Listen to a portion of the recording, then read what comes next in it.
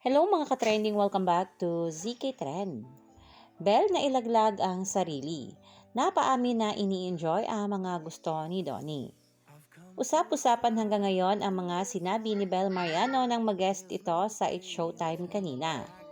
Rinig na rinig kasi ang sinabi nito tungkol sa tanong ni Vice Ganda kung ano ang craziest thing you did for love. Kaagad sumagot si Belle na minamahal niya ang mga mahal ng taong mahal niya. For love.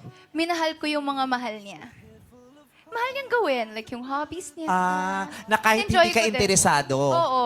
Ganun naman, 'di ba? Pag mahal natin ng isang tao, matututunan natin mahal. Trinay mo. Yes, Diba? pero na-enjoy ko O, ako- din. Yun bang mga bagay na kahit di siya interesado ay ginagawa niya at ayon pa kay Belle, sobra niyang ini-enjoy.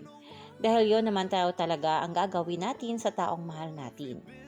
Inalaglag malala ni Belle ang kanyang sarili sa tanong na iyon ni Vice Ganda at direkta pa nga niyang sabihin ang mga ito na alam na in experience. Alam natin na sa mga gustong gawin ni Donnie ay game na game itong ginagawa ni Belle na ayon kay Belle ini-enjoy niya daw ito. Sa sinabi pa lang niya ni Belle ay alam na may jowa ito na kahit walang pag-amin, si Donnie lang naman ang nag-iisang lalaking naling kayon kay Belle Mariano.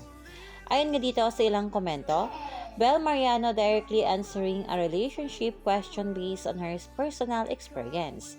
I bet no one prepared for this era. You do you, Belinda. Layag na talaga ang Mr. and Mrs. Pangilinan. I will never get tired of saying how in awe I am of Belle's positive mindset. The craziest thing trend usually gets people sharing the bad things they did for love, but for her, it became about the most lovable thing she did for love.